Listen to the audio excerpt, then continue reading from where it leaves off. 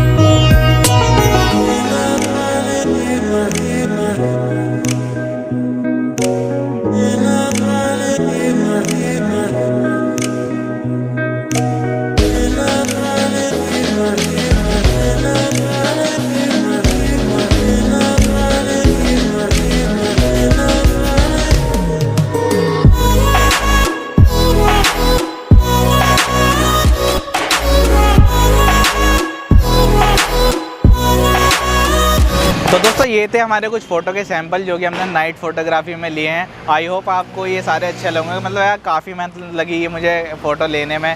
रात का टाइम है, सब दिवाली मना रहे हैं और मैं यहाँ फ़ोटोग्राफी कर रहा हूँ आप सभी के लिए, तो एक लाइक तो दोस्तों बनता है। और दोस्तों चैनल पर नए आए तो सब्सक्राइब ज़रूर कर लीजिए, क्योंकि मैं इसी तरह का मसाला लाता रहता हूँ। और दोस्तों एक बार फिर आप सभी को तहे दिल से हैप्पी दिवाली, और खुश रहिए, मज़े करते रहिए। मैं मिलता हूँ आपसे किसी और वीडियो में, तब तक के लिए अलविदा।